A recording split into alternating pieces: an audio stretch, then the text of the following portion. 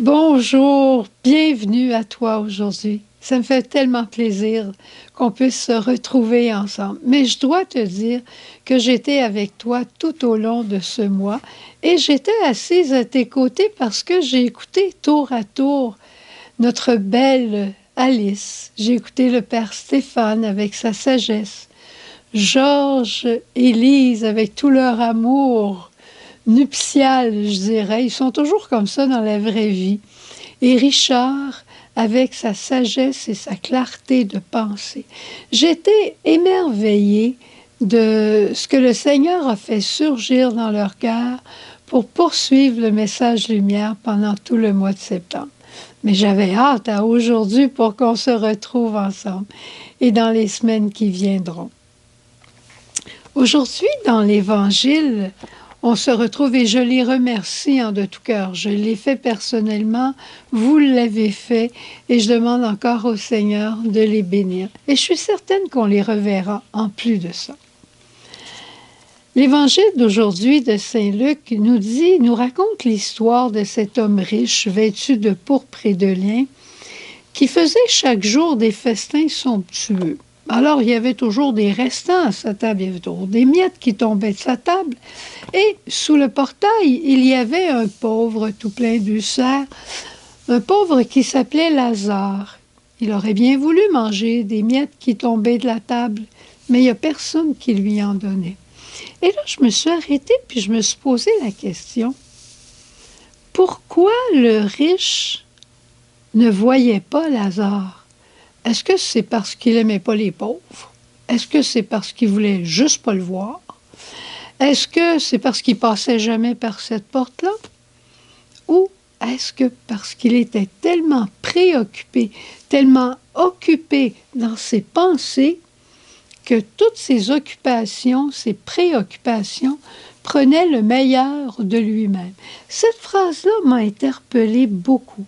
Tu sais, quand on s'en va dans un groupe, puis on pense à une chose, une personne qu'on va aller voir, on peut croiser beaucoup de personnes qu'on connaît, on ne s'arrête pas pour leur parler parce qu'on a une idée en tête.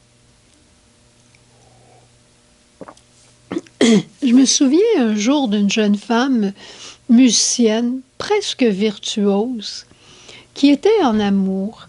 Et là, elle a dit, je dois choisir. Je dois choisir entre la musique et le mariage. Non pas parce que la musique et le mariage sont incompatibles, bien au contraire. Mais elle dit, je vais voir où je vais donner le meilleur de moi-même. Est-ce que je veux continuer dans ma carrière de musicienne et de devenir une musicienne de haute qualité, une véritable virtuose, ou bien je veux être une bonne maman de famille avec ses enfants à la maison, être là quand mon mari arrive, être là quand mes enfants arrivent de l'école. Elle a fait le choix de continuer de la musique occasionnellement, mais elle a sacrifié sa carrière de virtuose pour son choix du mariage et de la famille qu'elle voulait bâtir avec son bien-aimé. Elle voulait consacrer le meilleur d'elle-même. Elle voulait consacrer tout son temps à sa famille. Ce qui est important, là, c'est consacrer le meilleur de soi-même à celui, celle ou ce qui nous semble si important. Si je te posais la question comme je me la suis posée, quel est le besoin premier de mon cœur, de mon âme? Quel est ce besoin premier qu'il y a en moi? Sans doute que tu dirais, mon besoin premier, c'est d'être aimé et d'aimer. C'est l'amour. C'est ça qui nous fait vibrer, hein? Et ça suppose de laisser tomber des choses. L'amour demande tout. Et j'ai lu quelque chose pendant le mois. J'avais tellement hâte de le partager avec toi. Je m'étais mis une petite note dans le livre du Père Yves Gérard. J'ai mis une note en voulant dire, il faut que je leur en parle de ça. ML, message lumière. Et il dit, t'es-tu déjà mis véritablement à l'écoute de ton cœur pour connaître tes véritables besoins? Ton cœur doit être initié à une danse. Lui, il parle d'une danse avec la beauté, avec Dieu. Comme un enfant a constamment besoin de jouer, ton cœur a un indispensable besoin de célébrer et il ne peut le faire que dans la communion avec Dieu. Et même une personne seule peut vivre la communion. Lui, il le met comme une danse, comme un moment de grand bonheur qui nous élève. La musique nous élève, l'esprit nous élève dans la communion avec Dieu. Et il continue en disant, « Ce que ton cœur attend, c'est d'entrer dans les espaces du merveilleux. » Quand j'étais jeune, moi, on parlait du monde merveilleux de Walt Disney. Et j'avais tellement hâte à cette émission à toutes les semaines.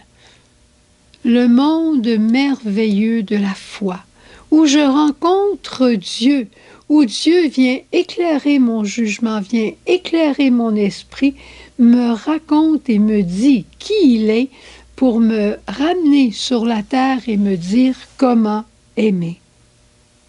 Et c'est à ce moment-là que toutes les souffrances, quand je reviens sur la terre, que toutes les souffrances se verront revêtues d'un visage de gloire.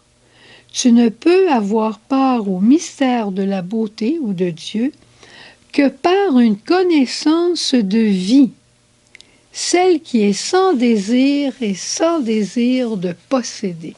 On ne peut pas posséder Dieu, mais on peut vivre en Dieu.